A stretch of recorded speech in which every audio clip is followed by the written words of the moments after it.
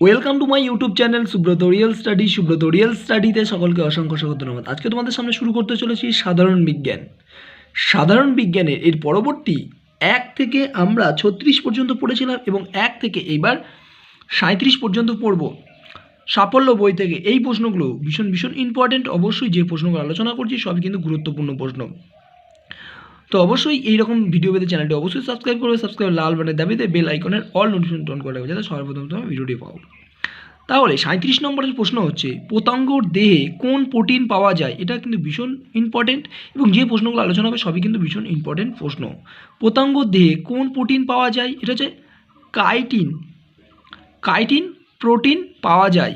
এর 38 নম্বর প্রশ্ন, উদ্ভিদের কোষে কিসের পরিমাণ সবচেয়ে বেশি?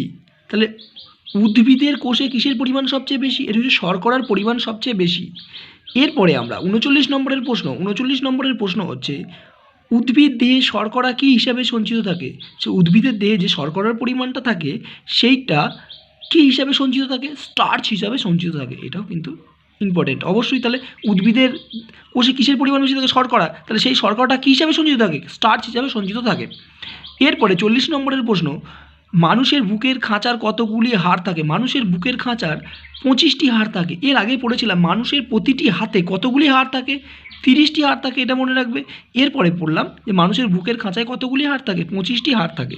এরপরে 41 নম্বরের প্রশ্ন, জিনগত তত্ত্ব পরিবহন করে কোন অ্যাসিড? জিনগত তত্ত্ব পরিবহন করে নিউক্লিক অ্যাসিড কিন্তু জিনগত তত্ত্ব পরিবহন করে। এটা অবশ্যই মনে রাখবে। এটাও কিন্তু ভীষণ ভীষণ ইম্পর্টেন্ট এবং সমস্ত পরীক্ষা যেগুলো আলোচনা হচ্ছে সমস্ত পরীক্ষার জন্য কিন্তু ইম্পর্টেন্ট। এবং ক্ষুদ্রতম কোয়ালিটি স্নায়ু কোনটি? ক্ষুদ্রতম কোয়ালিটি স্নায়ু হচ্ছে অপটিক স্নায়ু, হচ্ছে ক্ষুদ্রতম কোয়ালিটি স্নায়ু।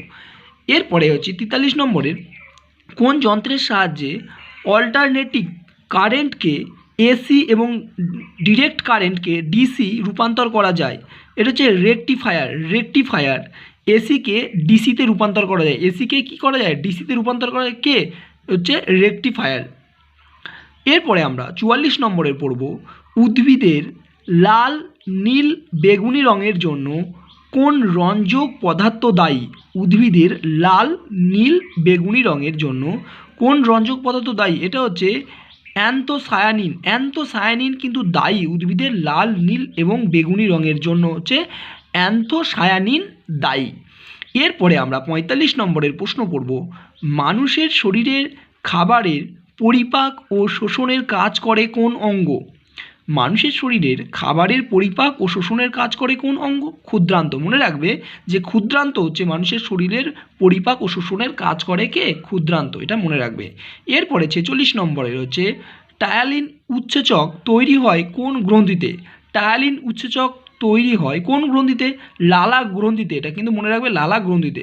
এরপরে 47 নম্বরের প্রশ্ন দেখো, বলেছে বাতাসে শব্দের গতিবেগ কত?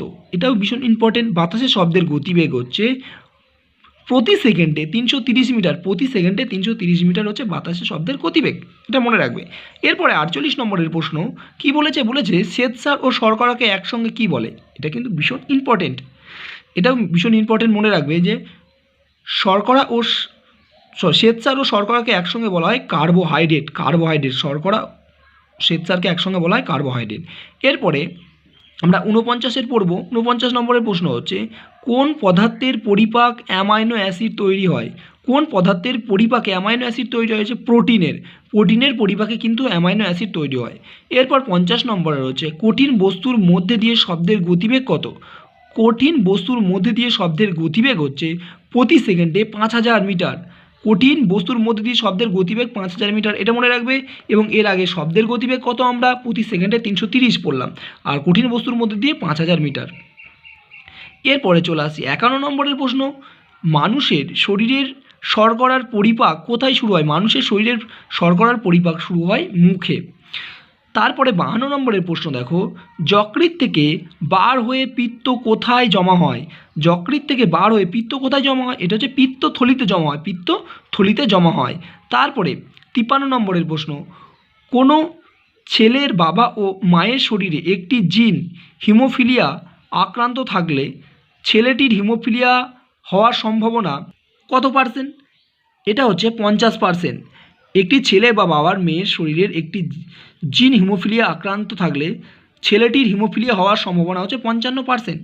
এরপর বলেছে তোমার 54 নম্বরের প্রশ্ন উৎসেচকের চর্বিকে লাইপেজ কিসের রূপান্তরিত করে? ফ্যাটি অ্যাসিডে ও গ্লিসারিনে। তাহলে উৎসেচকের চর্বিকে লাইপেজ কিসে রূপান্তরিত করে? ফ্যাটি অ্যাসিড ও গ্লিসারিনে। এরপর আমরা পড়ব 55 নম্বরের প্রশ্ন কি বলেছে? গাছ থেকে ছিঁড়ে আনার সময় টমেটো সাধারণত সবুজ থাকে কিন্তু পরে লাল হয়ে যাওয়ার কারণ কি? আমরা গাছ থেকে যখন টমেটো ছিঁড়ে আনি তখন সবুজ থাকে কিন্তু পরে লাল হয়ে যাওয়ার কারণ কি? কারণ হচ্ছে ক্লোরোপ্লাস্ট থেকে ক্রোমোপ্লাস্টে পরিণত হওয়া। এটা তাহলে আমরা যখন টমেটো ছিঁড়ে আনি তখন কী হয়? সেটা সবুজ থাকে কিন্তু পরে লাল হয়ে যায়, হচ্ছে ক্লোরোপ্লাস্ট থেকে ক্রোমোপ্লাস্টে পরিণত হয়। এটা মনে রাখবে। এরপর জিনগত পরিব্যক্তি সংঘটিত হয় কোথায়? জিনগত পরিব্যক্তি সংঘটিত হয় ডিএনএতে জিনগত পরিব্যক্তি সংঘটিত হয়। এরপর হকি স্টিক তৈরিতে কোন কাঠ ব্যবহৃত? হকি স্টিক তৈরিতে প্রথমত স্যালিক্স কাঠ ব্যবহার করা হয়। এরপরে 58 নম্বরের প্রশ্ন একটি ফুলের পরাগধানী থেকে পরাগরেণু অন্য ফুলের গর্ভমুণ্ডে স্থানান্তরিত হওয়াকে কি বলা হয়? অ্যালোগামি বলা হয়। এরপরে 59 নম্বরের এবং শেষ প্রশ্ন উদ্ভিদের সালোকসংশ্লেষ পদ্ধতির জন্য গুরুত্বপূর্ণ অঙ্গাণু কোনটি? ক্লোরোপ্লাস্ট হচ্ছে গুরুত্বপূর্ণ অঙ্গাণু। অবশ্যই এই প্রশ্নগুলো কিন্তু, এই সায়েন্সের প্রশ্নগুলো কিন্তু সমস্ত পরীক্ষার জন্য গুরুত্বপূর্ণ এবং সমস্ত পরীক্ষায় কিন্তু কমনযোগ্য। অবশ্যই তোমরা ভিডিওটি প্রথম থেকে শেষ পর্যন্ত দেখবে এবং অবশ্যই চ্যানেলটি সাবস্ক্রাইব করবে। লাল বাটনের দাবিতে বেল আইকনের অল নোটিফিকেশন অন করে রাখবে যাতে সবার প্রথমে তোমরা ভিডিওটি পাও এবং ভিডিওটি প্রথম থেকে শেষ পর্যন্ত দেখার জন্য